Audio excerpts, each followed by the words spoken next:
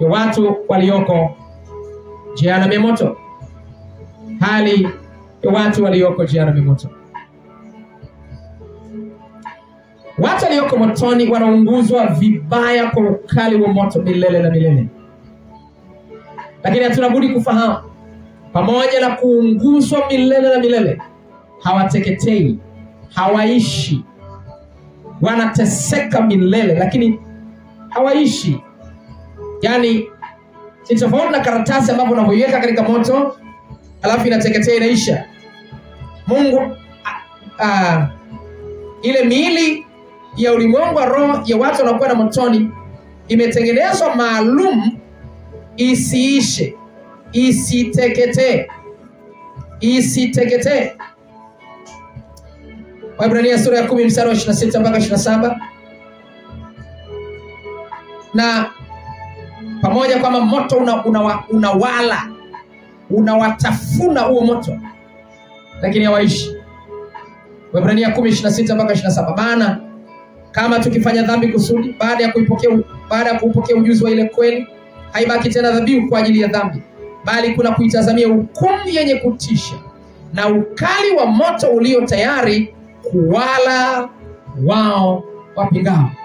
Moto unawala, unawatafuna, unawaunguza vikali kwa namna isiyokuwa ya kawaida. Lakini kutokana na miili ile ambayo imetengenezwa maalum ili watu waweze kukaa nayo jehanamu ya moto, miili ile inavyokuwa inakuwa imetengenezwa kwa namna ya kuto kuteketea, kwa namna ya kuto kuisha. Lugha ya Biblia inaeleza miili ile itakuwa imetiwa chumvi. Lugha ya kutiwa chumvi ni lugha nyingine inazungumzia kutunza miili ile kwa namna ile ambavyo katika teknolojia tulionayo leo, ili kutuweza kutunza nyama, tutaweza kuweka kwenye friji labda, tutaweza kuweka kwenye freezer labda, manyokofu hayo tunaweka nyama zetu, tunaweka vitu mbalimbali ili viweze kutunzwa muda mrefu visiharibike. Nyakati za zamani, ili mtu kuweza kutunza nyama, alikuwa zinawekwa chumvi nyingi mno, hatimaye nyama inaweza kusurvive kwa muda mrefu sana. Lugha hiyo ndio inayotumika kwamba mili itawekwa kitu kitakachofanya mwili ule utunzwe, utunzike, usiishe. Marko sura ya 9 mstari wa 49. Marko 9 mstari wa 49. Kwa sababu kila mtu atatiwa, labda tungeanza mstari wa 47 mpaka mstari wa 49. Na jicho lako likikukosesha ling'oe, ulitupe. Ni afadhali kuingia katika ufalme wa Mungu una chongo kuliko kuwa na macho mawili na kutupwa katika jehanamu, ambamo humo funza wao hafi wala moto hauzimiki. Kwa sababu kila mtu atatiwa chumvi kwa moto. Ule moto utakuwa una namna ya kutunza mwili kwa namna ile ile ambavyo chumvi inaweza kutunza nyama, inaweza kutunza nyama isiharibike. Huo moto utakuwa na namna hiyo ya kichumvi ya kuweza kutunza mwili usiteketee, utafunwe milele na milele, uunguzwe milele na milele, lakini usiishe milele na milele. Na jehanamu ya moto sio tu itakuwa inatafuna watu, inaunguza watu kwa namna sio kwa kawaida. Moto wake mkali sio mwekundu wala wa blue, bali ni mweusi kama tulivyotangulia kusema. Lakini sio hilo tu, ndani ya jehanamu ya moto kuna funza wasiokufa. Ni kama samaki tu kwenye maji ambao wanaogelea kwenye maji hayawasumbui. Lakini mtu mwingine anayekaa katika maji anauawa na maji, anamtesa. Kwa hiyo watakuwako funza ambao wameingizwa, warefu, ambao wana uwezo wa kutoboa fuvu kushoto kuelekea kulia au kulia kuelekea kushoto. Na watu walioko motoni ukifunuliwa kuweza kuona leo, utaona miili yao imejaa matundu kila mahali. Kwa sababu moto, kwa sababu funza wale wanatoboa kwenye paji la uso, wanatokea nyuma, wanatoboa kwenye macho, wanatokea nyuma, wanatoboa utumbo, wanatoboa kila mahali. Miili ile na matundu kama chekecheo, lakini haiishi milele na milele. Yesu alikizungumzia jambo hilo kwa uzito usiokuwa kawaida. akaeleza kwamba ni afadhali lolote ukubali likupate, upoteze chochote, ufe ukiwa masikini, hujawa tajiri, lakini uingie mbinguni. Usikubali kwa namna yoyote kuingia katika jehanamu ya moto. Marko sura 9 mstari wa 43 mpaka mstari wa 49 ninasoma sasa. Na mkono wako ukikosesha ukate. Mkono unazungumzia kazi. Kwa kazi, kwa mikono tunafanya kazi mbalimbali. Tunaandika kwa mikono, tunaendesha magari kwa mikono, tunafanya mambo mbalimbali, tunajenga kwa mikono na kadhalika na kadhalika. Aliposema mkono wako ukikosesha ukate, alikuwa anazungumzia kazi yoyote unaifanya kama inakufanya ukosane na Mungu, kama inakukosesha kuingia mbinguni, kazi hiyo ikate, kazi hiyo iache, achana na kazi hiyo. Mkono wako ukikosesha ukate, ni afadhali kuingia katika uzima ukigutu kuliko kuwa na mikono miwili na kwenda zako jehanamu ya moto. Kwenda zako jehanamu kwenye moto usiozimika, ambamo humo funza wao hafi wala moto uzimiki.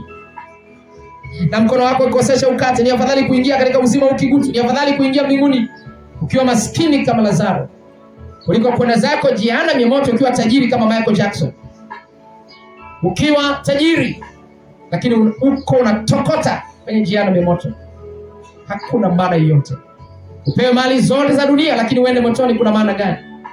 Ni afadhali vyote uvikose, ni afadhali usioe usiolewe, ni afadhali usipate hiki au kile, lakini usikose mbingu kama Lazaro. Mstari wa 44, mstari wa 45. Na mguu wako ukikosesha ukate. Kwa miguu tunakwenda kanisani, kwa miguu tunakwenda shule, kwa miguu tunaenda kazini, kwa miguu tunaenda sehemu mbalimbali za furaha, tunaenda mahali ambapo panatufurahisha, tunaenda hoteli, tunaenda safari, tunaenda vacations and so on. Tunaenda sehemu mbalimbali za furaha zinazotufundisha, zinazotufariji, tunaenda kwa kutumia. Lakini kwa miguu hiyo hiyo inaweza ikatumika kwenda gesti kufanya uzinzi. Kwa miguu hiyo hiyo inaweza kutumika kwenda bar kulewa. Biblia inasema, Yesu Kristo anasema, kama miguu yako inakukosesha, ni afadhali uikate. Anamaanisha nini? Je, tukate miguu hii? Hapana. Maana yake safari unazo kwenda zinazokukosesha na Mungu wako, kama safari za namna hiyo unakwenda zinakukosesha, zikate, ziache safari hizo. Usiende katika safari hizo. Na Mungu wako ukikosesha ukate. Ni afadhali kuingia katika uzima ukiwete kuliko kuwa na miguu. Ni afadhali kuingia mbinguni uwe hujawahi kwenda Marekani, uwe hujawahi kwenda disco, uwe hujawahi kwenda bar. Ni afadhali. Na Mungu wako ukikosesha ukate. Ni afadhali kuingia katika uzima ukiwete kuliko kuwa na miguu miwili na kutupwa katika jehanamu, ambamo humo funza wao hafi wala moto uzimiki. Na jicho lako likikukosesha lingoe. Kwa macho tunasoma Biblia, kwa macho tunaangalia taarifa za habari, kwa macho tunasoma mashuleni, kwa macho tunaangalia mahubiri huku na kule kwenye television, kwenye simu, kwenye mitandao ya kijamii. Kwa macho tunaangalia mambo mbalimbali kwenye tablets na kadhalika. Lakini kwa macho hayo yanaweza kumfanya mtu akosee, akaangalia picha za uchafu, picha za ngono, pornographies. Kwa macho anaweza kuchungulia watu kama alivyokuwa Daudi. Amekaa akaangalia mwanamke anaoga akiwa gorofani, Daudi akamchungulia mwanamke yule anaoga. Mwisho wake tamaa zikamjaa, akamchukua mwanamke wa watu, akazini naye na akaua mume wake. Macho yalimkosesha. Wanasema jicho lako likikosesha lingoe. Manake mahali unapotazama kama pana kukosesha, ondoa macho yako huko. Kama Daudi alipaswa aondoe macho yake hapo, aondoke zake mara moja. Na jicho lako likikosesha lingoe, ulitupe. Ni afadhali kuingia katika ufalme wa Mungu una chongo, ni afadhali uingie katika mbingu uwe kuna baadhi ya mambo hujawahi kuyaangalia, kuliko kuwa na macho mawili na kutupwa katika jehanamu, ambamo humo funza wao hafi wala moto hauzimiki. Jehanamu ya moto kuna funza ambao wanamtafuna mtu maisha yake yote. Sasa nisikilize, funza hao wanakuaje? Funza hao wanamfunika mtu kabisa kwa viwango vya kutokuonekana. Yani ni kama mtu ambaye analala kitandani na anafunikwa na shuka kiwango ambacho haonekani. Na mtu huyu sasa anapokuwa jehanamu ya moto anafunikwa na funza kuanzia utosi wa kichwa mpaka katika unyayo. Anafunikwa kila mahali kwa viwango vya kuto kuonekana kabisa. Haonekani. Kwa hiyo shuka la watu walioko jehanamu ya moto ni funza hao. Isaya sura ya 14 mstari wa 11. Isaya 14:11, fahari yako imeshushwa hata kuzimu, na sauti ya vinanda vyako funza wametandazwa chini yako. Chini yake kapeti lake inakuwa ni funza, wanatandazwa kila mahali. Kwa hiyo huyu mtu anapokanyaga anakanyaga juu ya funza, yani kapeti lake ni funza na shuka lake ni funza. Fahari yako imeshushwa hata kuzimu, na sauti ya vinanda vyako funza wametandazwa chini yako, na vidudu vinakufunika. Vidudu vinakufunika. Vidudu ambao vidudu vinatajwa hapo ni funza, ndio wanamfunika mtu yule. Na Biblia inaeleza usikubali lolote likupate. Usikubali jehanamu ya moto ikupate. Ni afadhali ukose vyote uingie katika mbingu.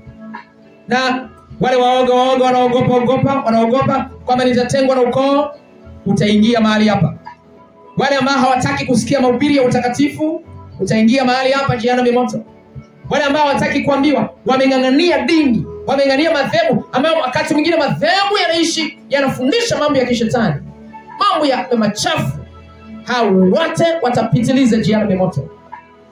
Katika Ufunuo Yohana sura 21 mstari wa 8, bali waoga, wasioamini, na wachukizao, na wauaji, na wazinzi, na wachawi, na hao waabuduo sanamu, na waongo wote, sehemu yao ni katika lile ziwa la moto na kiberiti. Hii ndio mauti ya pili.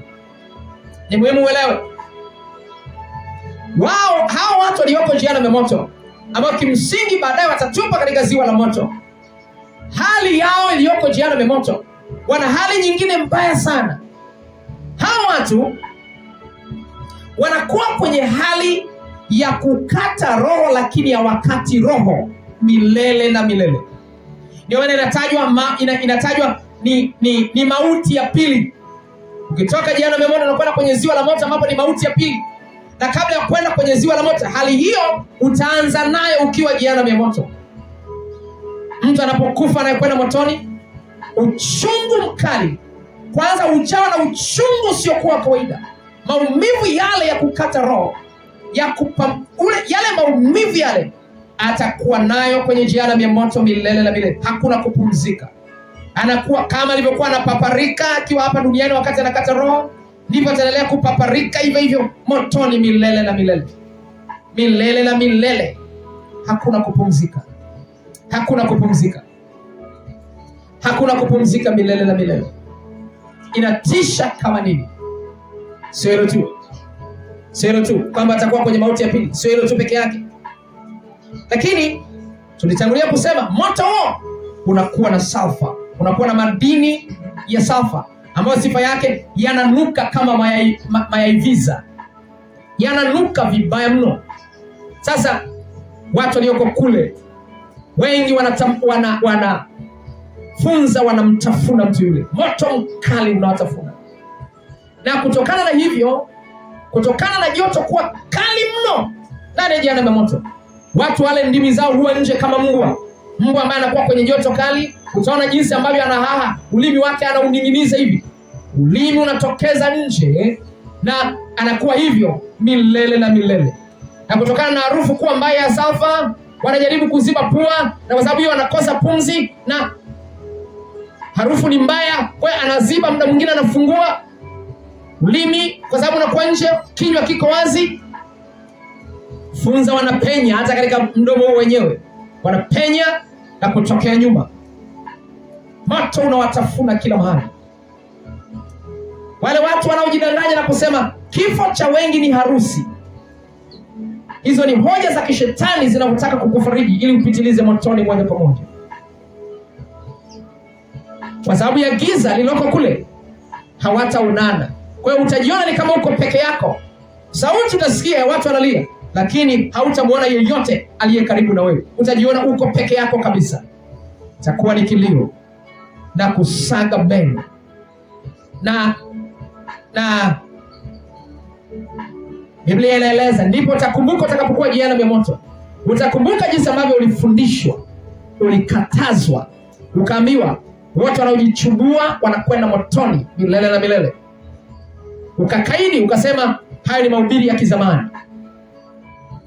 Ukaelezwa wote wanaweka kali katika vichwa vyao, wanamkosoa Mungu, na hivyo wote wanakwenda jehanamu ya moto. Utakumbuka jinsi ambavyo ulikaidi kusikiliza walimu wako. Ulikaidi kusikiliza walimu wa kweli nyakati za mwisho. Utakumbuka kwamba uliambiwa kwamba kujichubua, kuweka kali, kuweka wanja, lipstick, vyote hivyo ni kumkosoa Mungu na kumfanya Mungu mpumbavu aliyekuumba katika hali ya usahihi. Hakukuumba na matundu kwenye masikio. Kuna matundu mengi katika mwili wako. Ngozi zetu zina matundu maelfu. Hakuona busara kukuwekea. Yeye aliona si sahihi kuwekea matundu kwenye masikio. Unasema hapana Mungu, mimi natoboa. Unapewa mvi, unasema unakataa, unaweka super black. Utakumbuka hayo na utajuta. Na hata ukienda motoni, ukaenda na mchungaji aliyekudanganya, hata ukimng'ata meno, hata ukimpiga ngumi, haina maana. Tayari uko motoni, hautoki milele na milele. Mithali sura ya 5 mstari wa 11. Mambo haya si ya kupuuzia hata kidogo. Mithali sura ya 5 mstari wa 11 mpaka 13. Nawe ukaziombolea. Mithali 5 sasa 11. Nawe ukaziombolea siku zako za mwisho, nyama yako na mwili wako utakapoangamia, ukasema jinsi nilivyochukia maonyo, na moyo wangu ukadharau kukemewa. Wala sikuisikia sauti ya walimu wangu, wala sikuwategea sikio langu walionifundisha. Ni heri usikie leo kabla ya kifo chako. Ni heri usikie leo kabla ya kuingia katika jehanamu ya moto. Biblia inaeleza jehanamu ya moto ni pigo lifurikalo. Ni pigo. Ni mahali ambapo hutakiwi kwenda. Mambo haya yanakufikia. Mambo haya yanakufikia kukuonya, kukuwekea mpaka usiende. Kukuwekea mpaka usiende. Wako watu wengi wamefunuliwa kuhusiana na jehanamu ya moto, lakini leo wako wengi wanapuuza. Na ninakueleza wazi wazi, yeyote mchungaji ambaye anakuambia jichubue tu hakuna tatizo, weka kali tu hakuna tatizo. Hapa naongea na assemblies, hapa naongea na makanisa ya Kipentekoste ambaye anapotosha watu na kuwapeleka jehanamu ya moto. Na kuambia ukijichubua, ukiweka kali, ukitoa masikio hakuna tatizo lolote. Haya makanisa yote sio ya Mungu. Biblia inasema nini? Isaya 28:15 alafu mstari wa 18 mpaka mstari wa 19. Biblia inasema 28:15 alafu 18 mpaka 19. Kwa sababu mmesema tumefanya agano na mauti, tumepatana na kuzimu, pigo lifurikalo litakapopita halitatufikia sisi. Kwa maana tumefanya maneno ya uongo kuwa kimbilio letu, tumejificha chini ya maneno yasiyo kweli. Mstari wa 18. Na agano lenu mliloagana na mauti litabatilika, tena mapatano yenu mliopatana na kuzimu hayatasimama. Pigo lifurikalo litakapopita, ndipo ninyi mtakapokanyagwa nalo.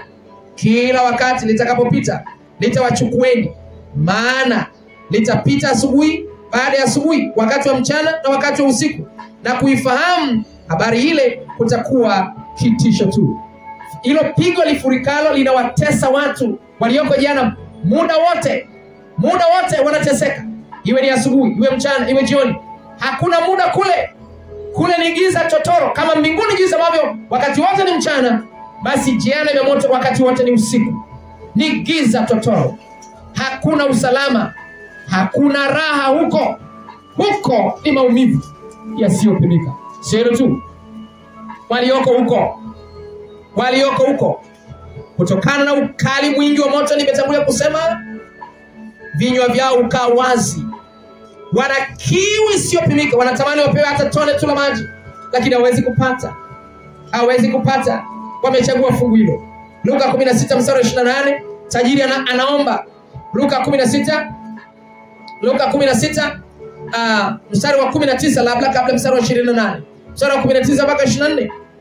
Akasema, palikuwa na mtu mmoja tajiri aliyevaa nguo za rangi ya zambarau na kitani safi na kula siku zote kwa nasa, na maskini mmoja jina lake Lazaro huwekwa mlangoni pake na vidonda vingi. Naye alikuwa akitamani kushibishwa kwa makombo yaliyoanguka katika meza ya yule tajiri, hata mbwa wakaja wakamramba vidonda vyake. Ikawa yule maskini alikufa, akachukuliwa na malaika mpaka kifuani kwa Ibrahimu. Yule tajiri naye akafa, akazikwa. Basi kule kuzimu akainua macho yake. Aliyeinua macho yake alipokuwa katika mateso, akamwona Ibrahimu kwa mbali na Lazaro kifuani mwake. Akalia akasema, baba Ibrahimu, nihurumie, umtume Lazaro achovye ncha ya kidole chake majini, au burudishe ulimi wangu, kwa sababu ninateswa katika moto, mateso makali. Wanatamani maji, wanalia milele na milele. Mungu alivyo pamoja. Wale watu wanasema Mungu ni mwenye rehema. Ukishafika jehanamu ya moto, rehema za Mungu zimefungwa, hana huruma tena. Anasema katika Ezekieli 8:18, hata ungelia na kulia na kulia, ungelia na kulia na kulia. Mungu ukishakuwa jehanamu ya moto hakuna huruma tena. Ezekieli 8:18, kwa sababu hiyo mimi nami nitatenda kwa ghadhabu, jicho langu litaachilia, wala sitaona huruma, na wajapolia masikioni mwangu kwa sauti kuu, sitawasikiliza. Wanatamani wapewe tone la maji, hakuna ruhusa ya kupata tone. Wana kiu kikali, moto ni mkali na kiu ni kikali. Kutokana na kiu, ndimi zao huwekwa nje kama mbwa mwenye kiu ya maji. Sio hilo tu, walioko motoni wanatamani mtu atoke kule motoni, atoke kule aje kuwahubiria watu walioko duniani, ili watu hao walioko duniani wasiweze kufika. Maana yake watu walioko motoni hawatamani kuona mtu yoyote tena anaingia jehanamu ya moto. Wanatamani wabaki wale wale, asije mwingine akaingia. Na Ibrahimu anatoa ufunuo na kusema hakuna mtu atakayetoka huku. Wanao Musa na manabii. Musa na manabii ndio walikuwa wahubiri wa nyakati zile. Wanao wahubiri hao, wasikilize wao. Musa na manabii ndio wahubiri wa nyakati zile. Leo Musa hayuko. Wako wachungaji wa kweli wanahubiri kweli sawa sawa na neno lake. Wako walimu wa neno la kweli wanaosimamia kweli ya neno la Mungu. Kama hivi, wasipowasikiliza hao, msipotusikiliza sawa sawa na neno la Mungu linavyozungumza, sehemu yako ni katika jehanamu ya moto, inazungumza na wewe. Luka 16 mstari wa 27 mpaka mstari wa 28, wakati tajiri analia na lalamika, maandiko yanasema nini? Luka 16:27-28, akasema, basi baba nakuomba umtume nyumbani kwa baba yangu, kwa kuwa ninao ndugu 5, ili awashuhudie, wasije wao pia wakafika mahali hapa pa mateso. Wanatamani. Lakini Ibrahimu akasema nini? Mstari wa 29 mpaka mstari wa 31, Ibrahimu akasema, wanao Musa na manabii, nao wasikilize wao. Akasema la. Yule tajiri akasema la, baba Ibrahimu, lakini kama akiwaendea mtu atokaye kwa wafu watatubu. Akamwambia, wasipowasikia Musa na manabii hawatashawishiwa hata mtu akifufuka katika wafu. Wanadamu ni wabishi. Leo afuke mtu kutoka motoni, awaambie watu, jamani nimefufuka kutoka motoni, jamani msiende motoni. Wataambia, toka hapa muongo mkubwa wewe. Wewe umewahi kwenda motoni wewe? Unaweza kwenda motoni? Na Mungu anajua ukweli huu. Ndio maana wakishaenda motoni umekwenda basi. Hatoki, hafufuki mtu yoyote kutoka huko aje waambie wanadamu. Kwa sababu wanadamu ni wakaidi, hawataki kusikia. Ni wabishi, kila wanachoambia hawataki kusikia. Lakini isiwe kwako katika jina la Yesu Kristo. Upokee maonyo haya. Usije ukawa kama watu wale wanasema katika Mithali 5 mstari wa 12 na 13, jinsi nilivyochukia maonyo, nilivyodharau kukemewa na walimu wangu, nilivyodharau mafundisho niliyoonywa na walimu wangu. Unatafuta kufarijiwa tu wakati wote na kuambiwa hauendi motoni. Hivyo ulivyo na vimini vyako, eti unadanganya na mchungaji wako kwamba unaenda mbinguni. Mbingu ipi ya watu wavaa vimini? Mbingu ipi ya watu wanaojichubua ngozi? Mungu ameumba kila kitu kilicho sahihi. Mwanzo 1:31, kila alichokiumba alikiona kuwa ni chema. Ulipoumbwa mweusi, aliona unafaa na ngozi yako nyeusi. Unapojichubua ni kumkosoa Mungu na kusema, Mungu kuja niumba sawa sawa. Mungu umenikosea. Ni dharau isiyokuwa ya kawaida mbele za Bwana. Unapoweka kali hivyo hivyo kwamba Mungu, hapana, umenipaje nywele za kipilipili, hazifai nywele hizi. Nyusi umepewa, pana unachonga nyusi zako. Umepewa kucha zilizo nzuri, unaziweka rangi na matakataka mengi, mara super black unakataa mvi. Wewe ni wa jehanamu ya moto. Watu wa namna hiyo wote wanaopenda farijiwa tu, hawataki kuambiwa ukweli. Kuna siku mtajikuta mpo jehanamu ya moto. Mchungaji wako anaweza kukudanganya, lakini ukifika jehanamu ya moto, ndio basi tena. Ni heri usikie kweli hii, unusurike kwenda zako katika jehanamu ya moto. Sio hilo tu, watu walioko motoni wanapoona mtu yote ameingia jehanamu ya moto, wanamshangaa mtu yule. Imekuwaje umeingia motoni? Ulikuwa na nafasi ya kuhubiriwa injili ya utakatifu ili usiweze kuingia motoni. Imekuwaje? Ulikuwa na fursa. Wanashangaa kwamba imekuwaje na umeingia kwetu huku. Umekuwa dhaifu kama sisi. Isaya sura ya 14 mstari wa 9 na wa 10. Kuzimu chini kumetaharuki kwa ajili yako, ili kukulaki utakapokuja. Huamsha waliokufa kwa ajili yako, naam, walio wakuu wote wa dunia. Huwainua wafalme wote wa mataifa. Wafalme wale walikuwa wapagani, wanaishi maisha ya dhambi, wako jehanamu ya moto. Huwainua wafalme wote wa mataifa, watoke katika viti vyao vya enzi. Hao wote watajibu na kukuambia, je, wewe umekuwa dhaifu kama sisi? Wewe nawe umekuwa kama sisi? Umekuwaje dhaifu kama sisi? Ulikuwa na nafasi ya kunusurika kuja hapa jehanamu ya moto. Hii ndio nafasi ya kubadilisha mfumo wa maisha. Una nafasi ya kuishi maisha safi ya utakatifu. Una nafasi, hata sasa unayo nafasi ya kubadilisha mfumo wa maisha yako. Usidanganywe na dini, usidanganywe na dhehebu. Dhehebu kama linasema kinyume na Biblia, hilo ni dhehebu la kishetani, hata kama lilianzaga vizuri pale mwanzo. Hapa nazungumza na makanisa yoyote yaliyoko kokote duniani yanayokwenda kinyume. Hapa nazungumza na makanisa yoyote ya Kipentekoste. Makanisa yote, nazungumza hapa makanisa yote yanaitwa ya CPCT. Nazungumza na makanisa yote yanaitwa CCT. Kama unanena kinyume na Biblia, kinyume na neno la Mungu, unakwenda jehanamu ya moto. Hilo linatuleta katika kipengele cha 7 kinachosema jehanamu ya moto sio ziwa la moto.